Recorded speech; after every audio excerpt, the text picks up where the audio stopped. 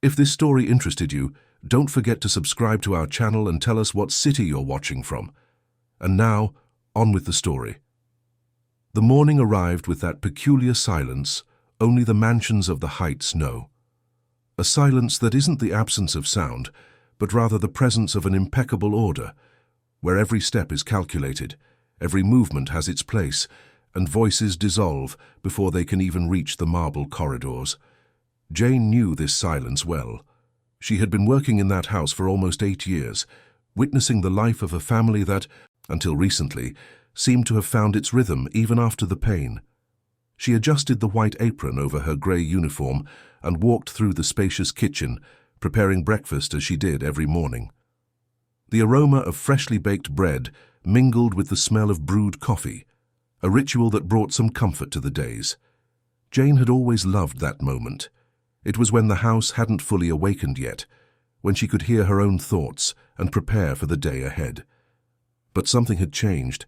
She could feel it in her skin with that intuition that only someone who has worked in a house for years develops.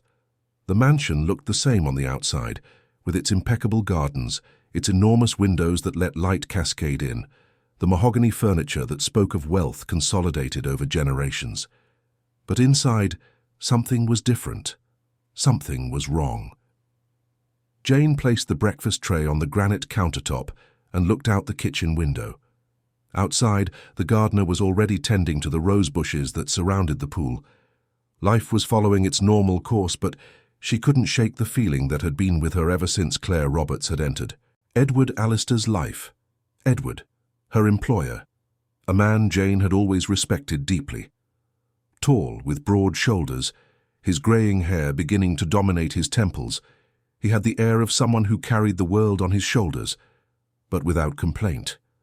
A successful businessman in the construction industry, Edward owned one of the largest construction firms in New York City. But to Jane, he was simply Sophia's father, the man who had become a widower too young and who, for 3 years, had dedicated every free minute to his little daughter.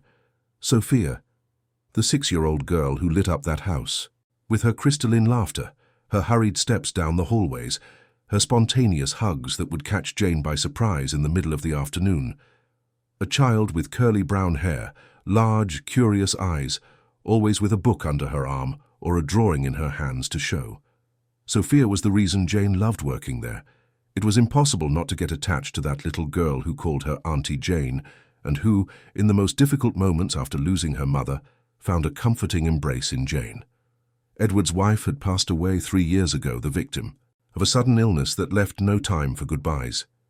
Jane still remembered those dark days when the house plunged into a deep and silent mourning. But Edward was strong. He got back up, not for himself, but for Sophia, and life, little by little, regained its color within those walls, until Claire appeared. Jane placed the porcelain cups on the tray, each movement automatic, while her mind drifted over the last 6 months. Claire Roberts had appeared in Edward's life during a charity event at the Metropolitan Club. She was beautiful, there was no denying it. A blonde with straight hair that fell perfectly over her shoulders, light-colored eyes, a slender body always impeccably dressed in designer clothes. She had that smile that seemed rehearsed, calculated to produce the right effect at the right time, and she quickly won over Edward. Or at least that's how it seemed. At first, Jane tried to believe it was a good thing. Edward deserved to be happy again. He deserved to have someone by his side, and Claire seemed too perfect to be true.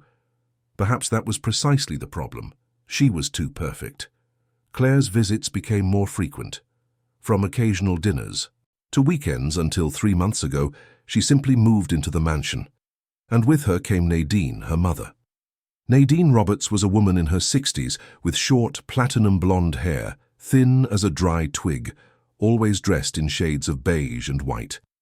She had a piercing gaze, the kind that seemed to see right through people, evaluating, judging, calculating, and she never smiled. Never. Jane picked up the tray and started walking towards the dining room. Her footsteps echoed softly down the hall, and she found herself thinking about how much everything had changed since those 2 women had entered the house. The changes started subtly. First, it was the rearrangement of the living room furniture, Then the replacement of some curtains. Claire said she wanted to bring a more modern feel to the house, and Edward, infatuated as he was, agreed with everything. But then the changes became more invasive. Nadine began giving orders to the staff, as if she were the lady of the house.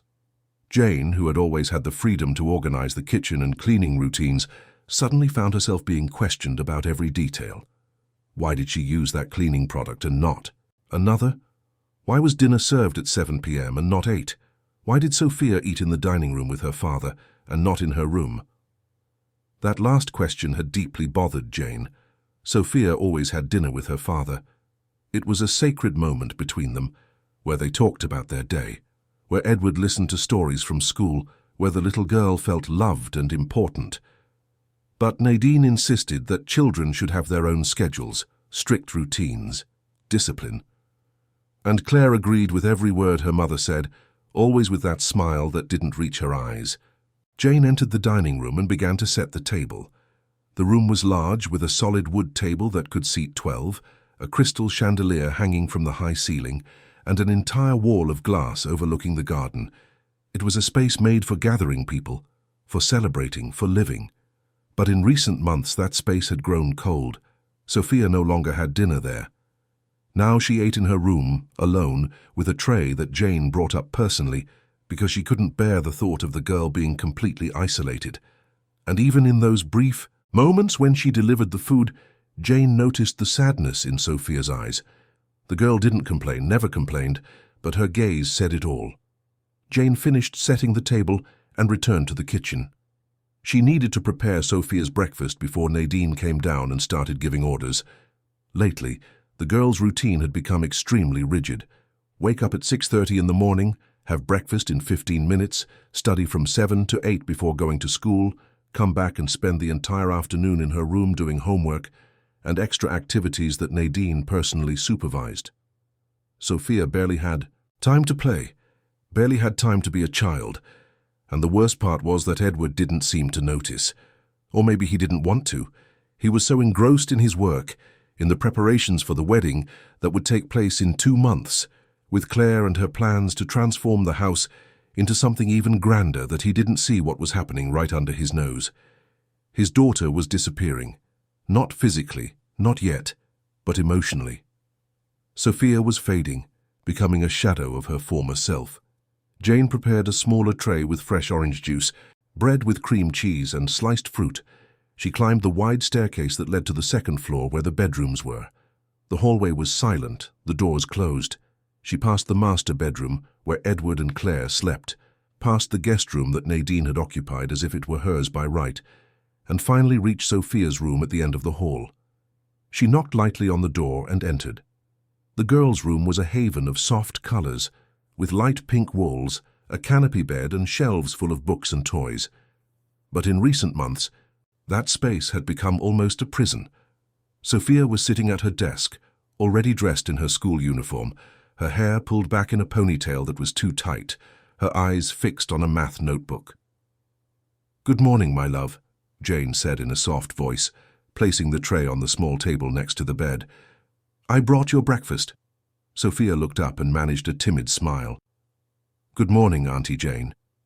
Jane approached and caressed the girl's face. "Did you sleep well?" The girl nodded, but Jane knew that look. Sophia wasn't sleeping well. She had faint, dark circles under her eyes, and her face seemed thinner, more tired. A 6-year-old child shouldn't look so exhausted. "Come eat before it gets cold," Jane said, trying to bring some lightness to the moment. "I made it just the way you like." Sophia stood up and walked to the tray, but before she could pick up the bread, the bedroom door swung open forcefully. Nadine entered without knocking, as she always did, her presence filling the space like a cold shadow. "Sophia should be studying, not eating yet," Nadine said in that sharp voice, looking at Jane with barely concealed contempt. "Breakfast will be served at 7 o'clock sharp, not before." Jane felt her blood boil, but she controlled her voice. "Mrs. Roberts, the girl needs to eat before going to school. Her class starts at 8. "I am perfectly aware of her schedule," Nadine replied, approaching and taking the tray from Jane's hands as if it were contaminated. "From now on, I will be in charge of Sophia's meals. You have other duties to attend to." Jane looked at Sophia, who had lowered her head, her shoulders tense as if she wanted to disappear. It broke Jane's heart. She wanted to say something, to confront this woman who was turning the girl's life into a silent nightmare. But she knew that if she did, she would be fired. And if she left, who would protect Sophia? "Very well," Jane said, her voice coming out colder than she intended. "I'll take care of my other duties." She cast one last look at Sophia, trying to convey some comfort, some silent promise that she wouldn't abandon her, and left the room. The hallway seemed darker now, as if the shadows had grown. Jane went down the stairs with a heavy heart, her mind racing. Something had to be done. She couldn't just stand by and watch while that little girl was suffocated. In the kitchen, she found Mr. Walter, the driver who had worked at the house even longer than she had. He was a man in his 50s with grey hair, always in a dark suit, a dedicated and discreet professional. But Jane noticed that he too was uncomfortable with the changes. "Good morning, Mr. Walter," Jane said, trying to sound normal as she went back to organizing the kitchen. "Good morning, Jane," he replied, pouring himself a cup of coffee. "So, another day in this new routine?" Jane looked around, making sure they were alone. "You've noticed the changes too, haven't you?" Mr. Walter sighed and lowered his voice. "How could I not? This house has become something else. Those two women are taking over everything. And Mr. Alistair doesn't seem to see a thing." "It's Sophia I'm worried about," Jane confessed, feeling a lump in her throat. "That girl is wasting away, Mr. Walter, and nobody is doing anything." The driver shook his head, his expression grim. "I've seen strange things too. The other day I drove Mrs. Roberts and Claire to a place downtown, some kind of abandoned building. They were inside for almost 2 hours. When they came out, they were arguing about something in low voices, nervously. I didn't understand everything, but I heard the word school." "School?" Jane repeated, frowning. "What school?" "I don't know, but I found it strange. Why would they go to an abandoned building to talk about a school?" Jane felt a chill run down her spine. It didn't make sense. But then, nothing those two women did seemed to make sense. Everything was calculated, controlled, as if they were following a plan that only they knew. "Keep an eye out, Mr. Walter," Jane asked. "If you notice anything else strange, tell me." "Will do. And you be careful too." The following days were a sequence of escalating tensions. Claire started bringing decorators to the house, planning drastic changes. She said she wanted to do a major renovation after the wedding, that the house needed a new look, more modern, more sophisticated. Nadine accompanied her to every meeting, taking notes, approving or disapproving every detail with a nod of her head. And Edward agreed with everything. He was so enchanted by Claire that he didn't question anything, or perhaps he was simply tired of carrying the weight of loneliness, and so he clung to the illusion that this marriage would bring happiness to him and Sophia. But Sophia was growing more distant. Jane saw her passing through the hallways like a ghost, always accompanied by Nadine or Claire, always in silence. The girl no longer played in the garden. She didn't watch her favorite cartoons in the living room. She didn't ask Jane to make fudge brownies like before. It was as if a part of her had been erased, replaced by an obedient and apathetic version. And then, 2 weeks after that conversation with Mr. Walter, something happened that made Jane's blood run cold. It was a Thursday afternoon, and she was folding laundry when she heard voices coming from Edward's office. The door was ajar, and Jane, moved by an instinct she couldn't explain, approached silently. "I think it's the best decision," Claire's voice said, firm and convincing. "Sophia needs a structured environment with proper discipline and routine. Here at home she's too free, too spoiled." "But she's just a child," Edward replied, and Jane could hear the hesitation in his voice. "She needs affection, attention." "And she'll have all of that at the boarding school," Nadine intervened, her voice as sharp as a blade. "My daughter and I have already done all the research. It's an institution of excellence, where Sophia will receive the best possible education, and you can visit her on weekends." Boarding school. Jane's head spun. They wanted to send Sophia to a boarding school. a 6-year-old girl who had just lost her mother a few years ago, who needed her father, who needed love and stability. Edward took a long time to answer, and when he did, his voice was weak, almost defeated. "I don't know, it seems too soon for that." "Darling," Claire said, and Jane imagined her touching Edward's arm, using that manipulative charm she knew so well. "You work so much, you're so busy with the company, and with the wedding approaching, we'll have a lot of changes ahead. Wouldn't it be better for Sophia to be in a place where she can get all the attention she deserves?" Silence. A long, heavy silence that made Jane hold her breath. "I'll think about it," Edward said finally. Jane moved, away from the door before anyone could see her. Her heart was pounding, her mind racing in circles. They wanted to get Sophia out of the house. They wanted to remove the girl from their path. And Edward, blinded by enchantment or exhaustion, was considering it. That night Jane barely slept. Lying in her small room at the back of the house, staring at the ceiling, she knew she had to do something.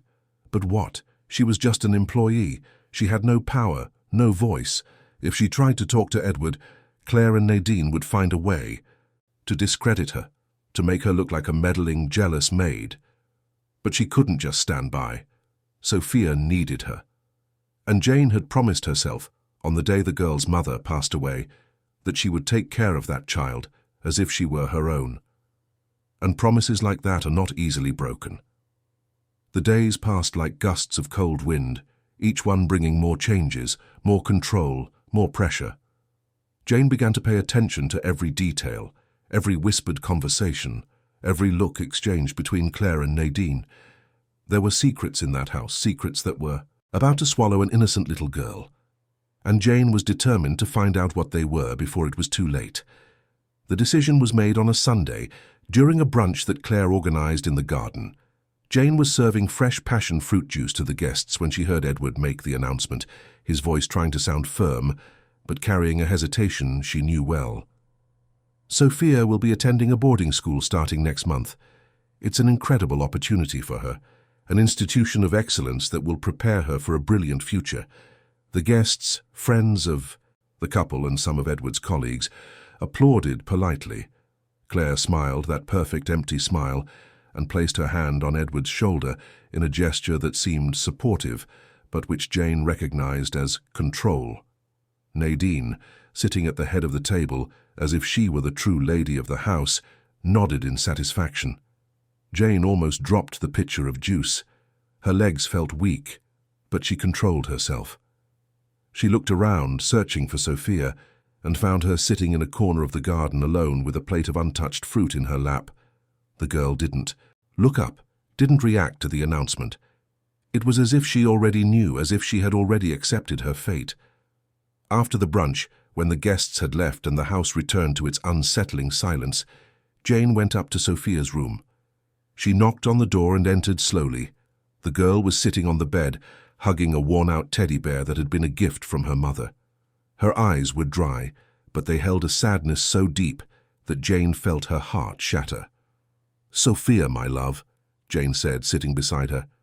"Are you okay?" The girl took a moment to answer. When she did, her voice was a fragile whisper. "Claire said I'm going to like the new school, that I'll have lots of friends there and learn important things." Jane swallowed the lump in her throat.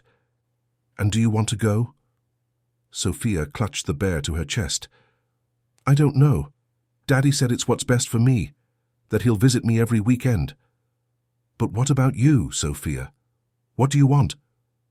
The girl finally looked up, and in her eyes Jane saw fear, pure silent fear from a child who didn't know how to express what she was feeling, who had no tools to fight against what was happening. "I want to stay here, Auntie Jane. I want to stay with Daddy." But Claire said that big girls need to learn to be independent. Big girls. She was 6 years old. 6 years old and being pushed out of her own home as if she were a problem to be solved. Jane hugged the girl, feeling Sophia's warm tears wet her uniform. She wanted to promise that everything would be okay, that she wouldn't let this happen. But the words died in her throat. What could she do? She was just an employee. The following days were a dizzying acceleration of changes. Claire hired an organizing company to start packing Sophia's things. She said the girl would only need to take the essentials, that the school would already have everything she needed. Jane watched, helpless, as Sophia's toys were put into boxes, as her favorite books were sorted, as her drawings were taken down from the walls. Edward was increasingly absent. He spent long hours at the office, came home late, had a quick dinner, and locked himself in the room with Claire. It was as if he were running from reality, burying himself in work so he wouldn't have to face what he was doing to his own daughter. And Jane noticed his silent pain, saw in his eyes the guilt he tried to bury under layers of rational justifications. Nadine, on the other hand, was radiant. She supervised every detail of Sophia's move with frightening efficiency. She created schedules, made lists, and coordinated everything as if she were organizing a military operation. And whenever Jane tried to interact with Sophia, Nadine would appear, creating barriers, inventing tasks, separating the girl from the only person who seemed to genuinely care about her. It was on a Thursday, a week after the announcement, that Jane noticed something strange. She was cleaning Edward's office when she found an envelope on the desk. She shouldn't have looked, she knew that, but something about that envelope bothered her. It was thick, made of expensive paper, with a golden seal that looked official. But there was no institution name, no full address, just a protocol number and an illegible signature. Jane looked around, making sure she was alone, and carefully opened the envelope. Inside was a receipt. A payment receipt for $50,000 for tuition and the first semester. But what made Jane's blood run cold was what was written in the description field. Integral internment, indefinite period, special treatment. Special treatment? Internment. Those words didn't fit with a school of excellence. They sounded more like a hospital, or worse, a correctional institution. Jane took a photo of the receipt with her old cell phone, her hands trembling, and put the envelope back exactly where it was. That night, Jane sought out Mr. Walter. She found him in the garage, polishing the main car. "Mr. Walter, I need to talk to you," she said, her voice low and urgent. The driver sensed the seriousness in her tone and stopped what he was doing. "What is it?"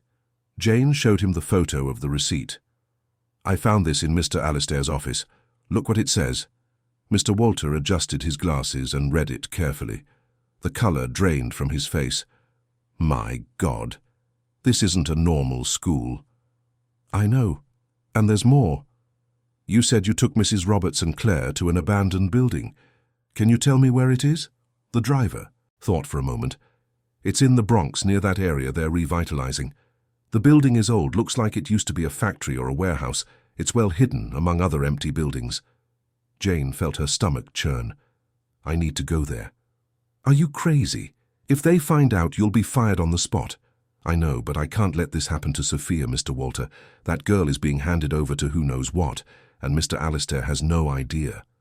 The driver sighed heavily. "All right, tomorrow is my day off. I can take you. I can—" There early in the morning. Jane thanked him with a quick hug and returned to her room. She barely slept, her mind spinning with increasingly terrifying possibilities. What were Claire and Nadine hiding? Why lie about the school? And more importantly, where was Sophia really being sent? The next morning at 6 o'clock, Jane and Mr. Walter discreetly left the mansion in his private car, an old but well-kept Volkswagen Beetle. The drive to the Bronx took almost an hour in the dense New York City traffic. When they finally reached the area, Jane understood why that place was perfect for hiding secrets. It was an area in transition, with abandoned buildings next to new constructions, narrow streets, and little foot traffic. "There," Mr. Walter said, pointing to a 3-story building with windows covered by plywood. "That's the one." They parked at a safe distance and Jane got out of the car. The building had a sinister air with its peeling facade and a faded sign that was impossible to read. There was no indication that anything operated there. No sign, no name, nothing to suggest it was a school or any kind of educational institution. Jane approached the main door. It was locked, but there was a side window with broken glass. She hesitated for a moment, her heart pounding in her chest, and then decided to go in. Mr. Walter tried to stop her, but she was determined. Inside, the air was heavy, and smelled of mold. The place was empty, except for some old furniture covered in dusty sheets. Jane walked down the dark corridor, using her phone's flashlight to light the way. The walls were peeling, the floor covered in debris. It looked nothing like a place that would cost $50,000 for tuition. It was then that she found a door at the end of the hall. Unlike the others, this one was new, with an electronic lock and a small security camera above it. Jane tried to open it, but it was impossible without a code. She took a photo of the door and the camera and quickly left the building, her heart still racing. When she got back to the car, Mr. Walter was pale. "This isn't right, Jane. This place is creepy." "I know, and Sophia is going to be taken to a place like this, or maybe to this very place." On the way back to the mansion, Jane tried to process everything she had seen. Her head ached, her stomach churned. She needed to tell Edward, but how? He was so taken with Claire that he probably wouldn't believe her. He would say Jane was making things up, that she was being paranoid. When they got back to the house, it was already past 9 in the morning. Jane entered through the back door and nearly collided with Nadine, who was in the hallway with a furious expression. "Where were you?" Nadine asked, her voice sharp. "I went out to buy a few things," Jane lied, trying to keep her voice steady. "Without telling anyone, without asking for permission? I didn't know I needed to ask for permission to leave on my day off." Nadine took a step forward, invading Jane's personal space. "From now on, any departure must be communicated. We have a lot of changes happening and we need all staff available." Jane wanted to retort, to explode and say everything she was thinking, but she controlled herself. "Understood." Nadine watched her for a few more seconds, those cold eyes penetrating deep, as if she could read her thoughts. Then she turned and went up the stairs, leaving Jane alone in the hallway, trembling with anger and fear. The days that followed were a mix of growing tension and constant vigilance. Claire and Nadine tightened their control over Sophia. The girl now barely left her room, and when she did, she was always accompanied by one of them. Jane tried several times to speak with Edward alone, but he was always busy, always in meetings, always with Claire by his side. And then, 10 days before the wedding, it happened. It was a Monday morning, and Jane was preparing breakfast when she heard raised voices coming from the living room. She approached and saw Edward, Claire, and Nadine in a heated discussion. "I don't understand why the rush," Edward was saying, visibly upset. "The wedding is in 10 days. Why does Sophia need to go to the school now?" "Because the sooner she adapts, the better," Claire replied, her voice firm but with a hint of irritation. "Besides, darling, the final wedding preparations are going to consume us completely. It's better for Sophia to be settled and well cared for while we handle the last details." "And you can pick her up for the ceremony," Nadine added. "It will be a lovely surprise for her, coming home to see her father married with a new, structured family." Edward ran a hand over his face, exhausted. "I don't know. It seems so sudden." Claire approached him, placing her hands on his face. "Trust me, my love. This is what's best for everyone. For you, for me, and especially for Sophia. She needs to learn to be independent." Jane saw Edward give in. She saw in his eyes that silent surrender of a man who was tired of fighting, who wanted to believe he was doing the right thing. "All right," he said finally, "but I want to visit her on the first weekend." "Of course, darling. Of course you will." Jane moved away before they saw her. She ran upstairs to Sophia's room and found her sitting on the bed, already knowing. The girl looked at her with those big, frightened eyes, and Jane felt a fierce determination grow inside her. "Sophia, listen to me carefully," Jane said, kneeling in front of the girl and holding her small hands. "No matter what happens, no matter where they take you, remember that your father loves you, and that I will find you, I promise." The girl nodded, tears silently streaming down her face. "I'm scared, Auntie Jane." "I know, my love. I am too. But you are strong. Stronger than you think." That afternoon, a black van arrived at the mansion. Claire and Nadine supervised as Sophia's few bags were loaded into the vehicle. Edward was at work, conveniently absent for the farewell. Jane stood at the front door, watching Sophia get into the van, her small body huddled in the back seat. looking back one last time before the doors closed, and then the van drove off, taking Sophia to an unknown destination, while Jane stood there heartbroken and with a heavy promise on her shoulders. She had to find out where the girl was. She had to prove that something was wrong, and she had to do it before the wedding, before it was too late. That night Jane searched every corner of Edward's office. She looked in drawers, in folders, anywhere she might find information about where Sophia had been taken, and finally, hidden in a locked drawer that she managed to open with a paperclip, she found a contract that made her blood run cold. The institution's name was the Renaissance Institute, but there was no full address, only vague references to a location in the greater New York area. The contract spoke of temporary internment, with the possibility of extension, intensive behavioral treatment, and therapeutic isolation. The words danced before Jane's eyes, each one more terrifying than the last. Isolation, treatment, internment. This was not a school. It was a correctional institution, a place where children were sent to be molded, broken, transformed. And Sophia, a 6-year-old girl who had nothing wrong with her, was there. Jane photographed every page of the contract and put it back exactly where it was. Her mind was working at top speed. She needed help. She needed someone with power, with influence, who could do something. But who? All of Edward's friends were also Claire's friends. The household staff were afraid of losing their jobs. She was alone, or almost alone. Mr. Walter was still on her side, and maybe, just maybe, there were other employees who were also uncomfortable with the situation. Jane decided it was time to start gathering allies, however discreetly. The days leading up to the wedding were a whirlwind of activity. The mansion was taken over by florists, decorators, and event planners. Claire was in her element, coordinating every detail with military precision, always with Nadine at her side, always with that smile that didn't reach her eyes. Edward tried to participate, but he was visibly distraught. He constantly asked about Sophia, wanted to call the school, wanted to visit her. But Claire always had an excuse. The school didn't allow visits in the first month to facilitate adaptation. Sophia was fine, but she needed time to adjust. The phone lines were under. Maintenance, so calls weren't possible at the moment. Each explanation sounded more absurd than the last, but Edward, exhausted and emotionally fragile, accepted everything. Jane watched it all with growing horror. She saw how Claire and Nadine manipulated Edward, how they involved him in insignificant wedding details to distract him from his daughter's absence. And she knew, with a certainty that ached in her bones, that this wedding wasn't about love.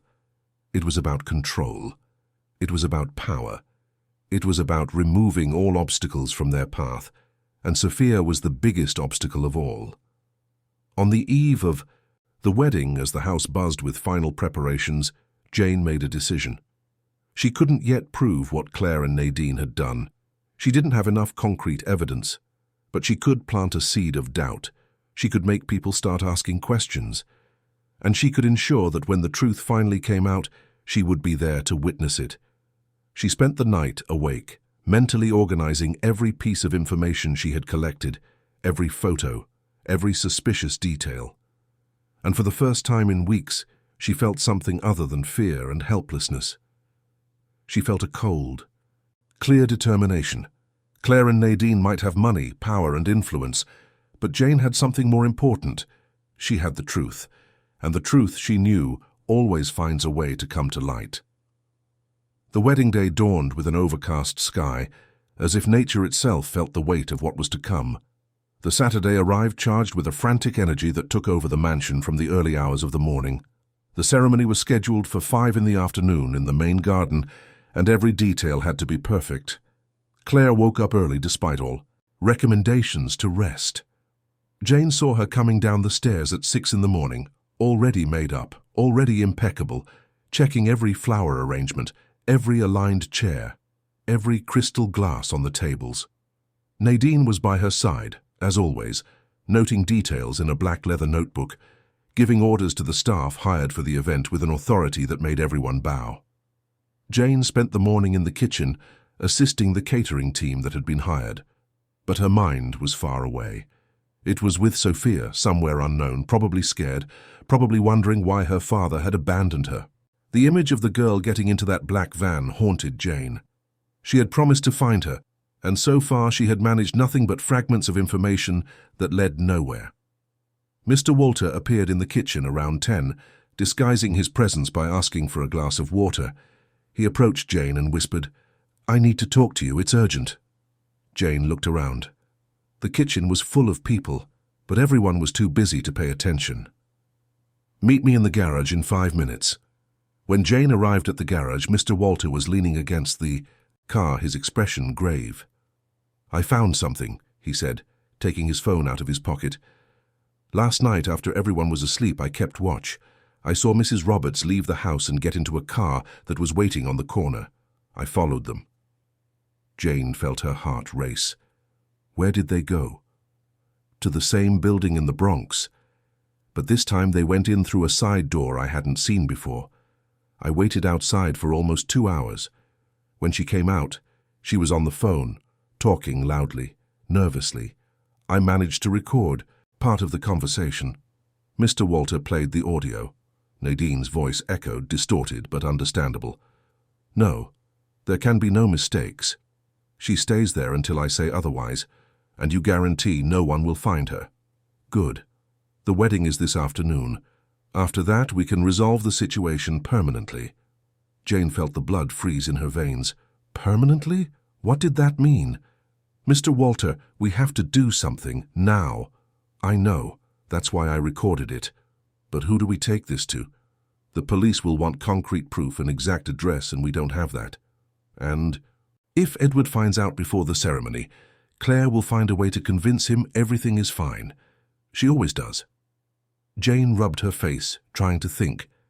"Then we need more proof. We need something irrefutable that Edward can't ignore." "There's one more thing," Mr. Walter said, hesitating. "Yesterday, while I was waiting outside, I saw a child in a second-floor window. It was quick, just a glimpse, but I'm almost sure it was Sophia." Jane felt tears burn her eyes. Sophia was there. In that horrible building, in that place that looked abandoned, hidden away as if she were a dirty secret that needed to be buried. "We have to get her out of there. We can't just storm the place, Jane. There are cameras, electronic locks, and if we do that and can't prove she's in danger, we'll be the ones to blame." Jane knew he was right, but impatience burned inside her like an uncontrolled fire. "So what do we do?" Mr. Walter took a deep breath. "We wait for the right moment. During the ceremony, everyone will be here, including Nadine and Claire. If we can create a situation where they are forced to admit what they've done in front of witnesses, they won't be able to escape." "And how are we going to do that?" "I don't know yet. But you know this house better than anyone. You know the secrets they're hiding. There must be something we can use." Jane thought for a long moment. Then she remembered something. The previous week, while cleaning Nadine's room, she had found an envelope hidden among the books on the shelf. She hadn't thought much of it at the time, but now it came back to her with clarity. "Wait here." She ran back into the house, went up the stairs trying to look natural, and entered Nadine's room. The room was empty, the bed made impeccably, with no sign of personal belongings in sight. Everything there was controlled, organized, cold. Jane went to the bookshelf and searched among the books. Her fingers found the envelope still there, hidden behind a dusty biography. She opened the envelope carefully and found documents that made her stomach turn. They were medical forms, psychiatric reports, all fake, all with Sophia's name on them. The documents described a child with serious behavioral problems, aggression, and an urgent need for inpatient treatment. It was all a lie. Every word on those papers was an elaborate fabrication to justify what Claire and Nadine had done. Jane photographed each page with trembling hands. This was the proof they needed. This showed the premeditation, the manipulation, the careful plan to remove Sophia from their path. She put the envelope back in its place and left the room, descending the stairs with her heart beating so hard it felt like everyone could hear it. When she returned to the garage, Mr. Walter was still there. "I found it," she said, showing him the photos on her phone. "Fake documents, fabricated reports, all to justify Sophia's internment." Mr. Walter analyzed the images, his face growing more serious. My God. They planned this from the beginning. Yes. And now we have proof. But it still has to be at the right moment, in front of everyone, Mr. Walter agreed. During the ceremony, when the officiant asks if anyone has anything against the marriage, you stand up and show this. In front of all the guests, Edward, everyone. They won't be able to run. Jane nodded, feeling the weight of responsibility fall on her shoulders. But something still bothered her. What if Edward doesn't believe me? What if he thinks I'm making it up?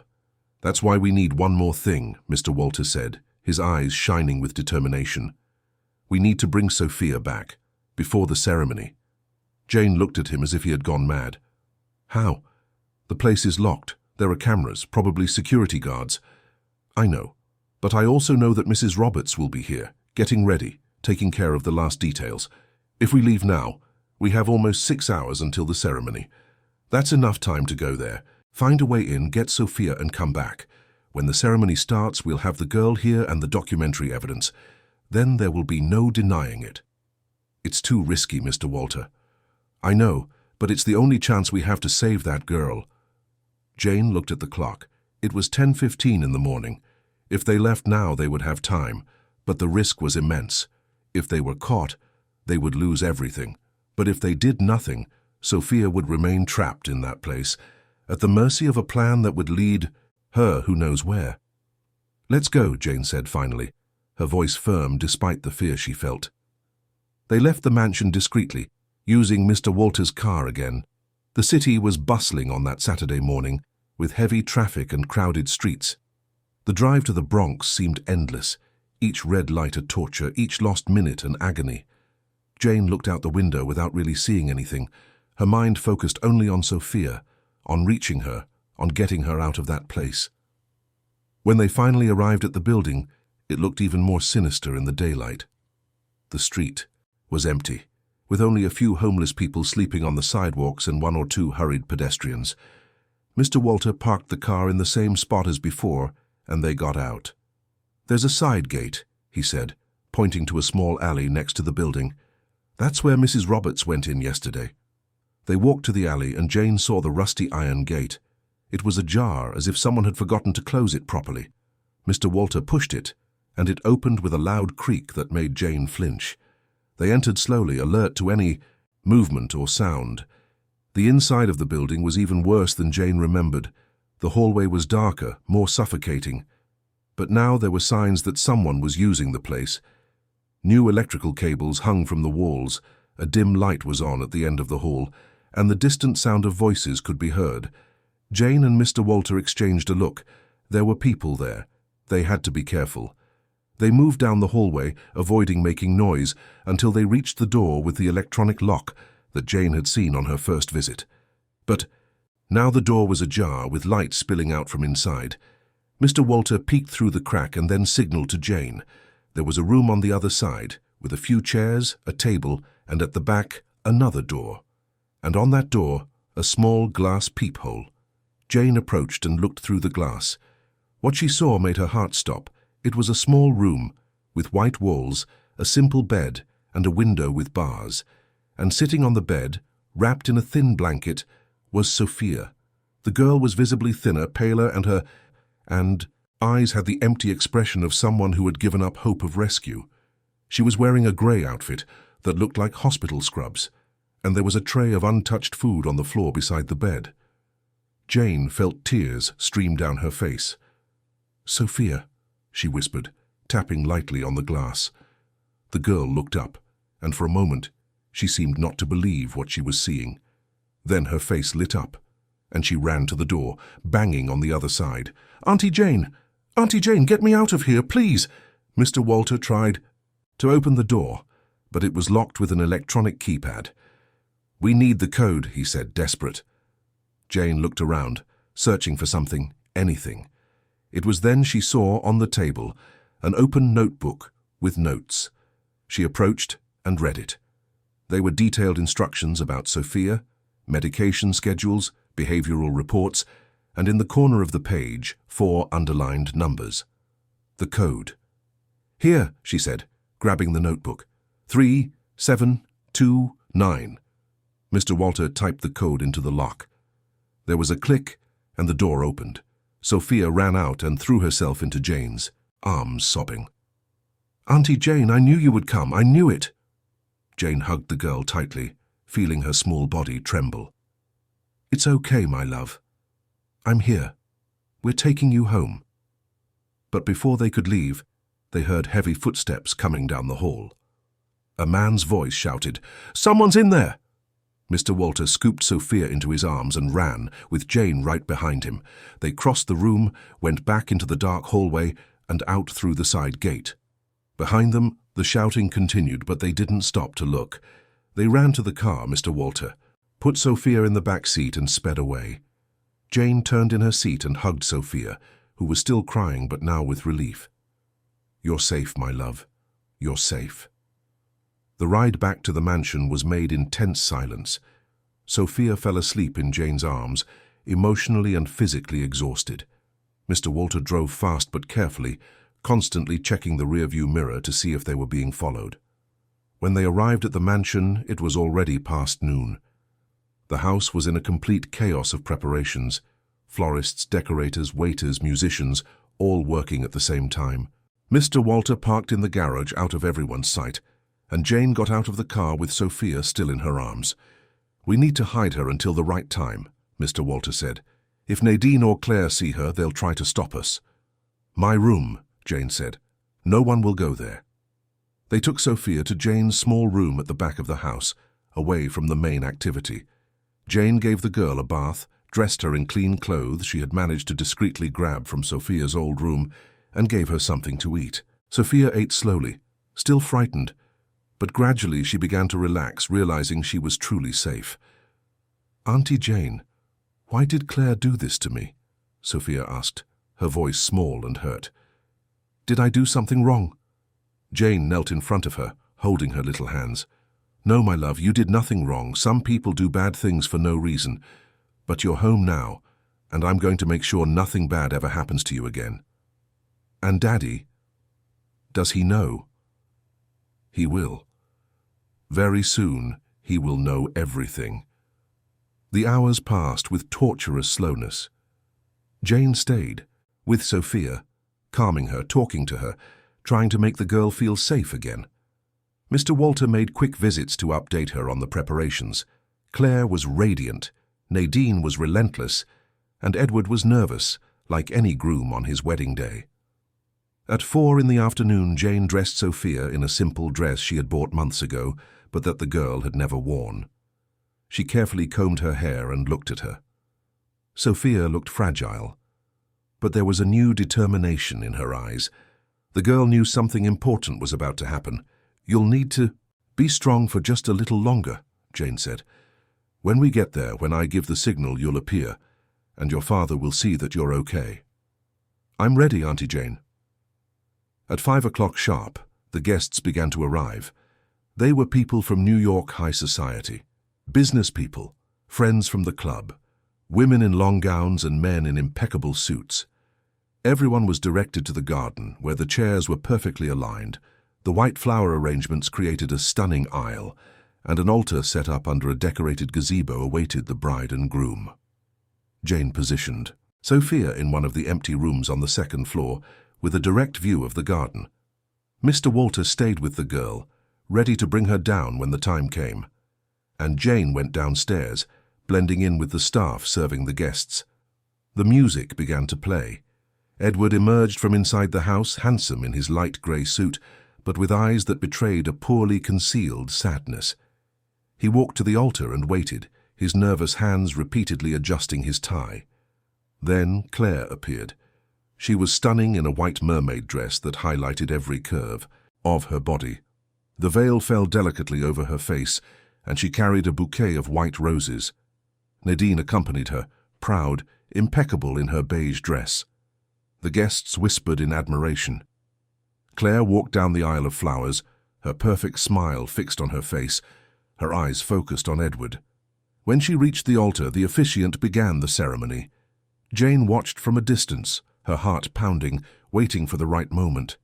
The officiant spoke of love, commitment, union. He spoke of family, of building something new together. And then he reached the traditional moment, the moment when he allowed for objections. If anyone here present knows of any reason why this marriage should not take place, speak now or forever hold your peace. The silence that followed was absolute. The guests looked at each other, some smiling, expecting the ceremony to continue. And it was then that Jane took a step forward. "I have something to say." Jane's voice cut through the silence of the garden like a sharp blade. All heads turned in her direction. The guests looked confused, some even thinking it was part of the ceremony's script. Edward frowned, surprised. Claire turned pale instantly, her perfect smile freezing on her face. And Nadine took a step forward, her eyes like lasers aimed at Jane. "What do you think you're doing?" Nadine hissed, her voice low but laced with venom. Jane walked towards the altar, her work uniform contrasting with the elegant dresses of the guests, but her posture was that of someone carrying a truth too heavy to keep silent any longer.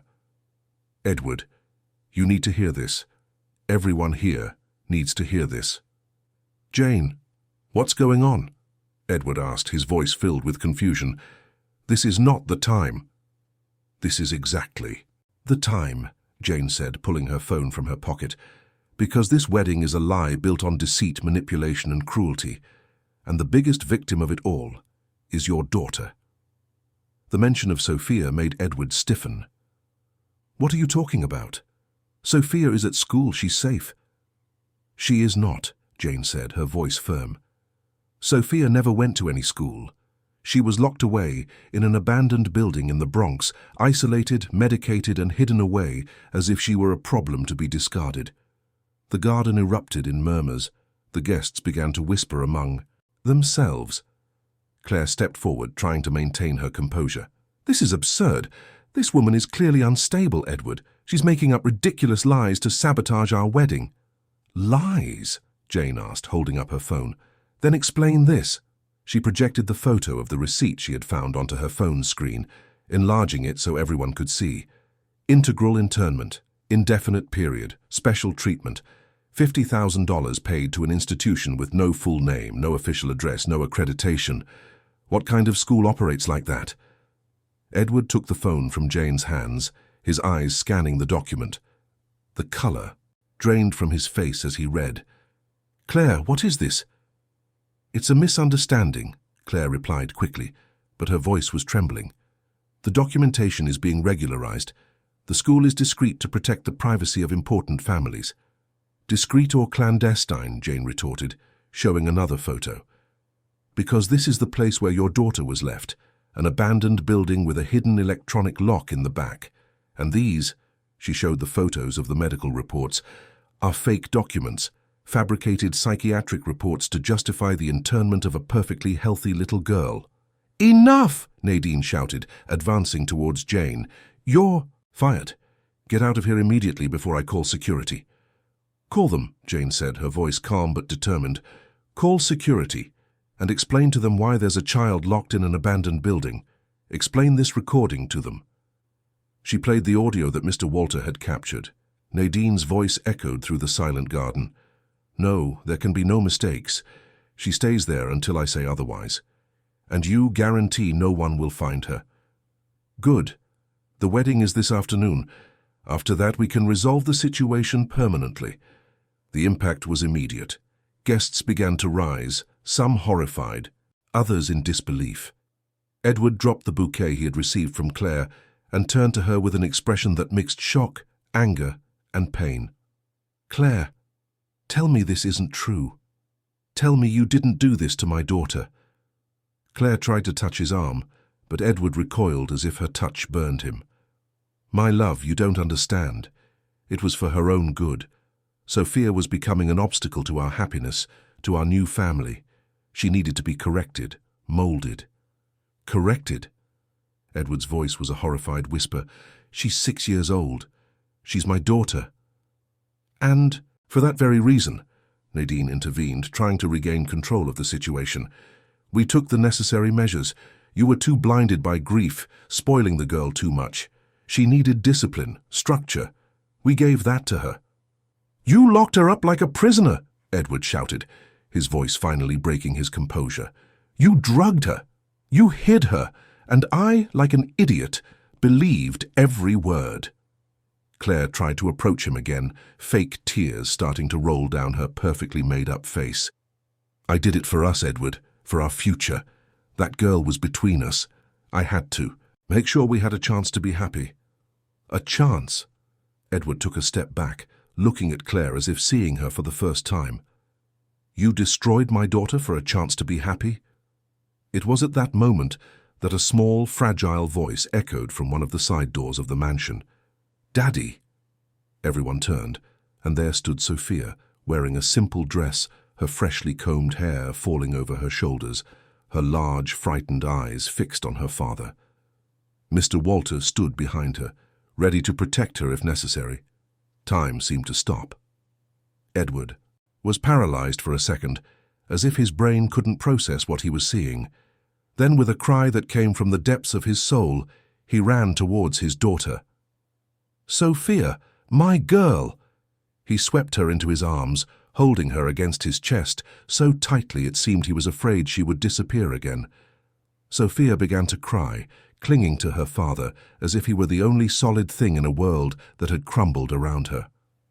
"Daddy, I was so scared.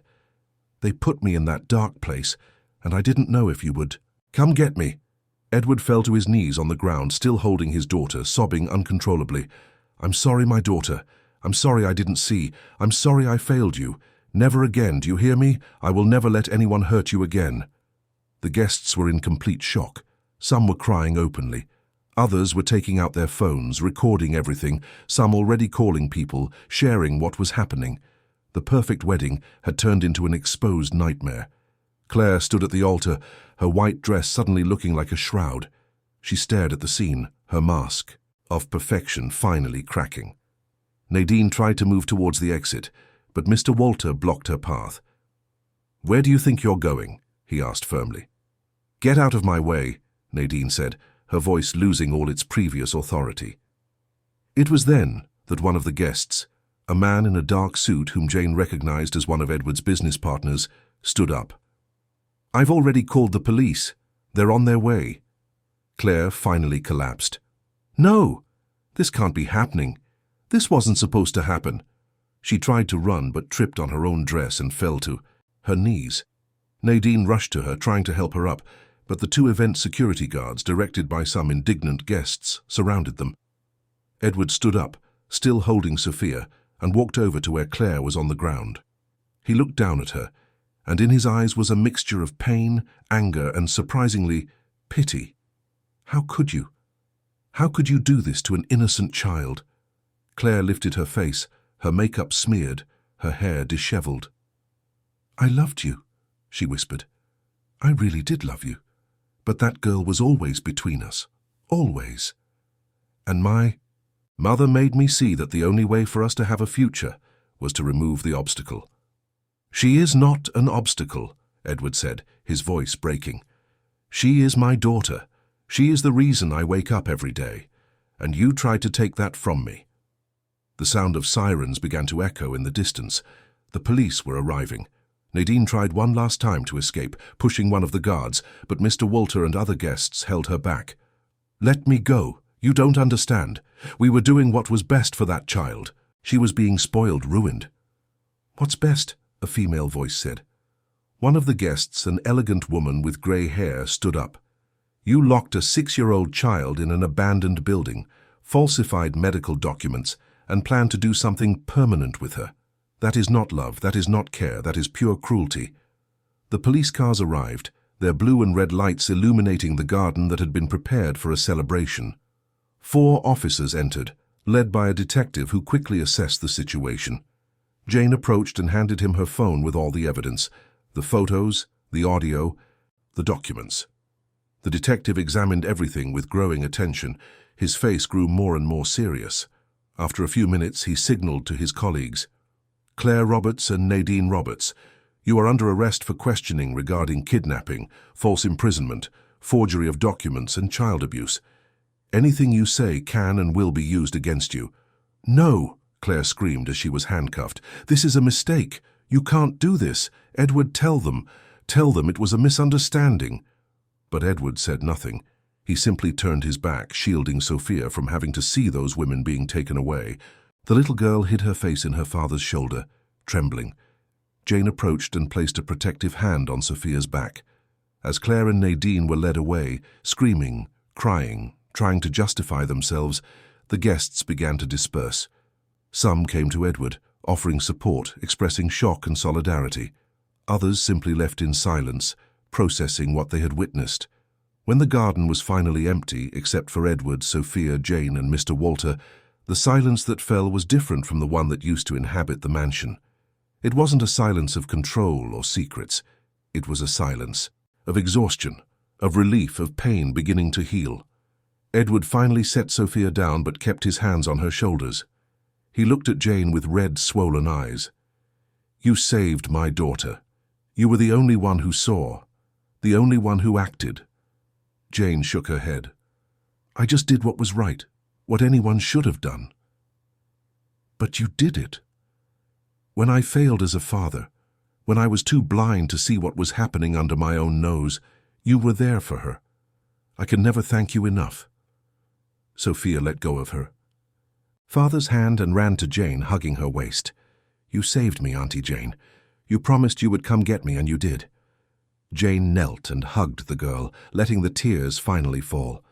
"I will always be here for you, my love. Always." Mr. Walter approached, placing a hand on Edward's shoulder. "Sir, you need to process all of this. You need to take care of the girl. But know that we are here for you. The entire staff that truly cares about this family is here." Edward nodded, unable to form words. He picked Sophia up in his arms again and started walking towards the house. Jane and Mr. Walter followed, leaving behind the decorated garden that had been the stage for a wedding that never happened. The days that followed were a whirlwind of statements, investigations, and revelations. The police discovered that the Renaissance Institute did not legally exist. It was a front for a clandestine operation that kept children from wealthy families in precarious conditions under the promise of behavioral correction. Other families began to come forward with other stories of children who had been sent there under false pretenses. The scandal spread throughout the city, reaching newspapers, social media, and the news. Claire and Nadine were formally charged. During interrogations, Nadine finally confessed that she had planned everything from the beginning.